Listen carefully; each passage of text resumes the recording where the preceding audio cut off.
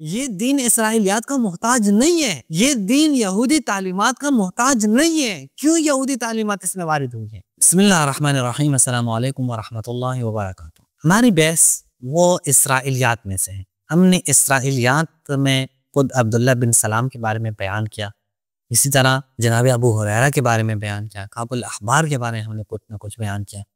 آج ایک اور صحابی ہے،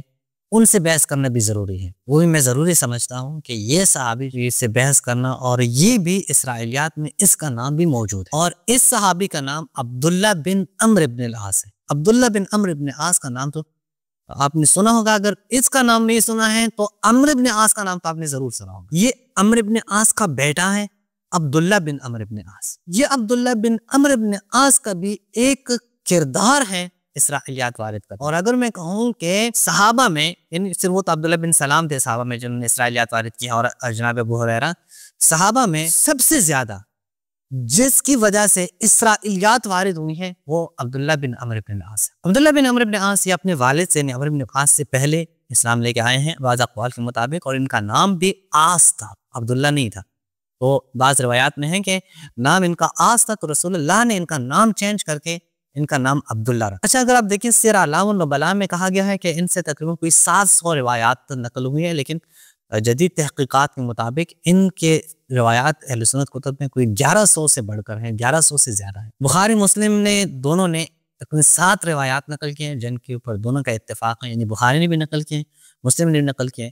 پھر بخاری نے 8 ایسی روایات نقل کی ہیں جو مسلم نے نقل نہیں کیا، اور مسلم نے کوئی 20 تک ایسی روایات نقل کی ہیں جو بخاری نے نقل نہیں کی۔ اور یہ خود بھی اہل سنت کے ہاں ایک کثیر روایہ صحابی ہیں جنہوں نے کثرت سے روایات نقل کی۔ اہل سنت کے ہاں یہ روایات بھی ہیں کہ رسول اللہ نے ان کو اجازت دی تھی کہ یہ احادیث لکھ لیں، باقی صحابہ کو منع کیا تھا کہ وہ نہ لکھیں۔ اہل سنت روایات کے مطابق، ہم تو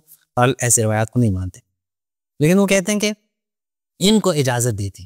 اور جناب ابو ہریرہ بھی اٹھ کے کہا کرتے تھے کہ مجھ سے زیادہ حدیث کسی کو بھی نہیں آتی سوائے یہ عبداللہ بن عمرو بن العاص کے، کیونکہ یہ حدیثیں لکھتے تھے، میں لکھتا نہیں تھا، میں حافظے پہ اعتماد کرتا تھا۔ اچھا، اگر آپ دیکھیں تو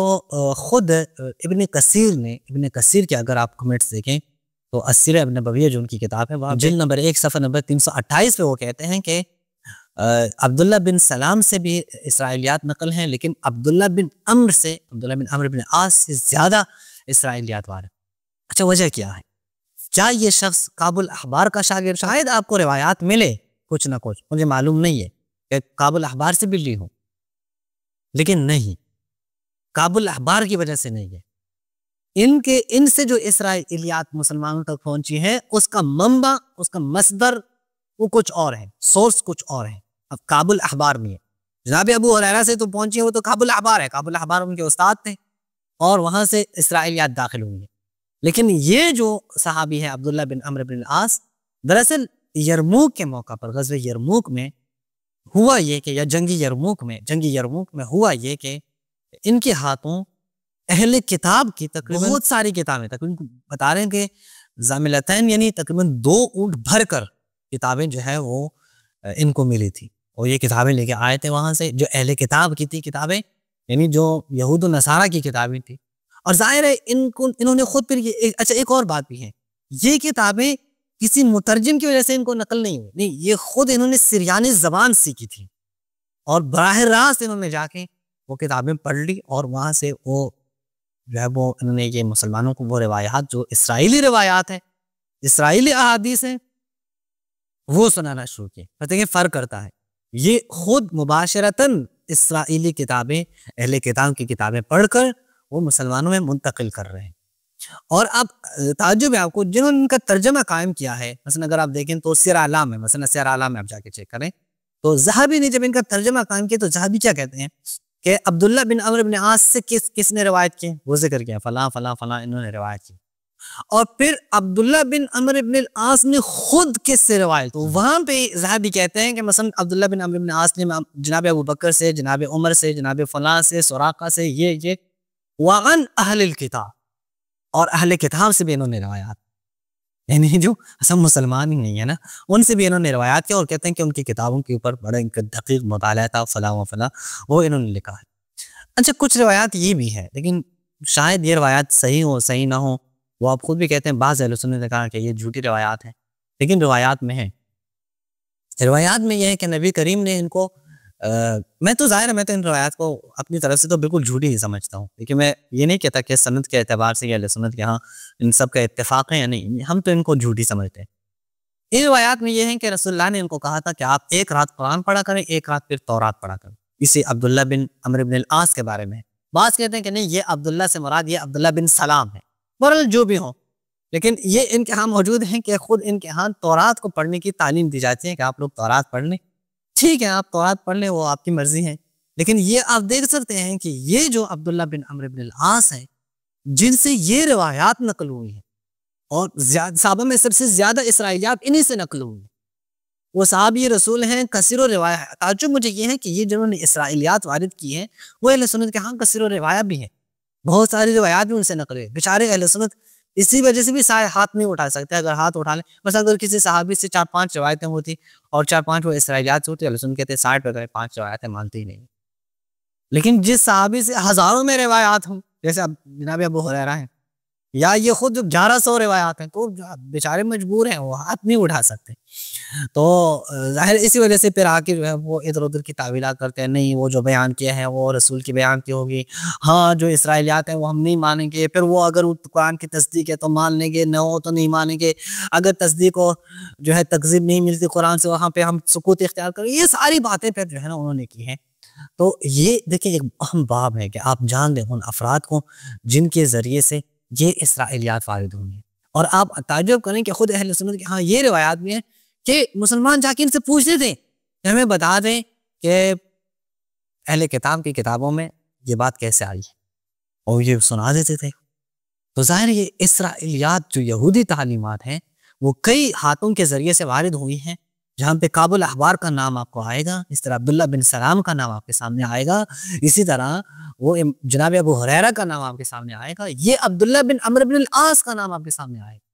یہ عبداللہ بن عمرو بن العاص صفین میں مولا علی کے مخالف سمت میں موجود تھے، لیکن وہ کہتے تھے کہ میں جنگ نہیں لڑوں گا،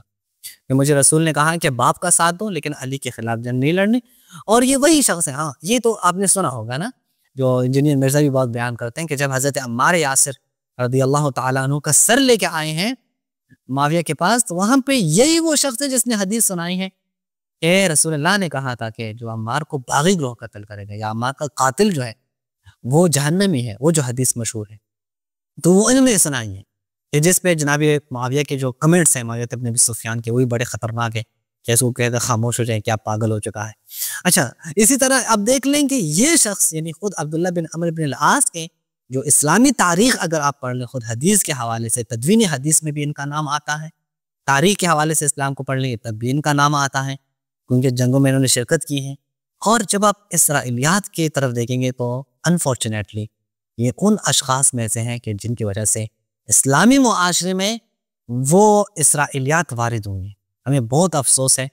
کہ کاش یہ اسرائیلیات اسلامی معاشرے میں نہ آتی، اور اہل سنت کے بعض علماء جیسے ابن کثیر انہوں نے خود کہا ہے، شاید ابن کثیر ہیں جہاں تک مجھے یاد ہے، کہ ہمیں ضرورت ہی نہیں ہے اسرائیلیات، اور حقیقت ہمیں نہیں ضرورت۔ ہم وہ مذہب لے کے آئے ہیں، ہمارے نبی وہ دین لے کے آئے ہیں جو قیامت تک کے لیے ہے، ہر جگہ کے لیے ہے۔ یہ دین اسرائیلیات کا محتاج نہیں ہے، یہ دین یہودی تعلیمات کا محتاج نہیں ہے۔ کیوں یہودی تعلیمات اس میں وارد ہوئی ہیں؟ کیوں ہم نہیں سوچتے؟ کیوں یہودی تعلیمات کو اٹھا کے باہر نہیں پھینکتے؟ کیونکہ بت کھڑے کیا ہم نے کہا ہے کہ جناب بخاری مسلم ٹھیک ہے، اب بخاری مسلم میں یہودی تعلیمات موجود ہیں تو بیچاروں کو ماننا پڑتا ہے۔ انہوں نے کہا ہے کہ صحابہ سارے عادل ہیں، صحابہ کے ذریعے سے اسرائیلیات وارد ہوئے ہیں، بیچارے پھنس چکے ہیں، تو توڑ دینا یہ سارے کے سارے بتیں، یہ بت جو تم لوگوں نے بنائے ہیں بتوں کو توڑ ڈالیں، سائڈ پہ کر لیں، خالص اسلام کو سمجھیں۔ وہ جو اسلام ہے، وہ جو خالص اسلام ہے، جو دین خالص ہے، ان کو سمجھنے کی کوشش کریں۔ کیوں ہم ایسے افراد کے پیچھے پڑیں جن کے ہاتھوں میں قرآن کے ساتھ ساتھ اسرائیلی کتابیں بھی موجود ہیں، جن کے ہاتھوں میں حدیث کے ساتھ ساتھ اسرائیلی کتاب بھی موجود ہیں، اور حتیٰ کہ جناب ابو ریہ نے، یعنی جو اہل سنت عالم ہے ابو ریہ، جنہوں نے کتاب لکھی ہے اضواء علی السنۃ المحمدیہ، انہوں نے تو یہ بھی لکھا ہے کہ یہ جو عبداللہ بن عمرو بن العاص ہیں، یہ بھی حدیث جب جو اسرائیلیات کی جو احادیث تھی ان کی نسبت دیتے تھے وہ رسول اللہ کی طرح۔ یہ ابو ریہ نے لکھا ہے، یعنی اس جملے کا ذمہ دار خود ابو ریہ ہے۔ انہوں نے اپنی کتابیں لکھی اضواء علی سنت المحمدیہ. تو دیکھیں اگر یہ جملہ ٹھیک بھی نہ ہو تب بھی آپ دیکھیں کیوں اسرائیلیات یہاں سنائی جاتی ہیں. چاہے مسلمان علمی یتیم ہیں، چاہے مسلمانوں میں محدثین جو صحابہ کا دور ہے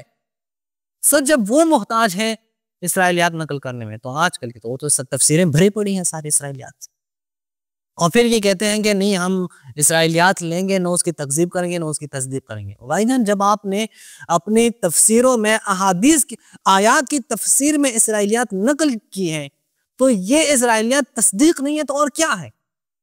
آپ لوگوں کے سامنے کیا پیش کریں گے؟ لوگ آپ کی تفسیر اٹھائیں گے قرآن سمجھنے کے لیے، اور ظاہر آپ کی کہانیوں کی کتاب تھوڑی ہے،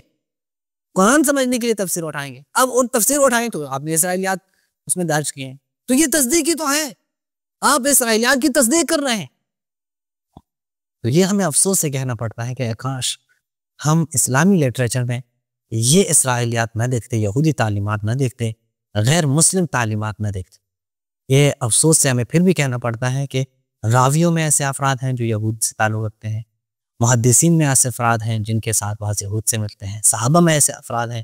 جو یہودیوں سے متاثر ہیں، تابعین میں ایسے افراد ہیں جو یہودیوں سے متاثر ہیں، کتابیں ہماری یہودیوں سے متاثر ہیں. کہاں جائیں گے مسلمان؟ کدھر چلے جائیں؟ کدھر چلے جائیں مسلمان؟ آپ کے لیے جو گند رکھا گیا ہے ان کتابوں میں، آپ کے لیے جو کچھ بنایا گیا ہے، آپ کے سامنے جو کچھ پیش کیا گیا ہے جسے آپ ثواب سمجھ کر پڑھ رہے ہیں، اور اگر آپ کٹر اہل سنت ہیں تو آپ کو تو میری باتیں بالکل ایسی لگے گی جیسے میں ایک متعصب انسان ہوں اور تعصب میں یہ باتیں کر رہا ہوں اور یہ صرف غیر حقیقی باتیں ہیں، تو آپ فوراً یہی کہیں گے کہ یہ جھوٹ بول رہا ہے اور اب اس کو نقد کریں گے. یہ دیکھیں آپ نقد ڈھونڈیں گے کہ یہ نقد شروع کریں، اور بھائی میرا نقد نہ کریں، میرے نقد سے آپ کو کیا ہوگا؟ اپنی کتابوں کو اسرائیلیات سے پاک کریں. جس کی کتاب میں اسرائیلیات ہیں انہیں اٹھ کے کوشش کرنی چاہیے کہ اسرائیلیات اس کو نکال دیں شیعہ سنی کے مسئلے سے نکل کر، کیونکہ یہ مسئلہ ایسا نہیں ہے کہ آپ شیعہ کے ضد میں آ کر ان لوگوں کا دفاع شروع کریں، یا جو ہے وہ شیعوں کے ضد میں آ کر ان احادیثوں کو اپنے دل و جان سے قبول کر لیں. نہیں، غلط کام کر رہے ہیں آپ. چاہے بخاری میں ہے، مسلم میں ہے، حدیث میں ہے، تفسیر میں ہے، تاریخ میں ہے، آئیں ان سے جو ہے آپ ہاتھ اٹھائیں. یہ افراد جن کی وجہ سے اسرائیلیات داخل ہوئی ہیں ان کے مکمل احادیث سے ہاتھ اٹھائیں، مکمل طور پر ان کے حدیث سائڈ میں کر، کیونکہ ان کے ہر حدیث میں یہ احتمال ہے وہ رسول کی نہ ہوگی، شاید اسرائیلیات میں سے. اس پہ اکتفا کرتے ہیں. السلام علیکم ورحمۃ اللہ وبرکاتہ.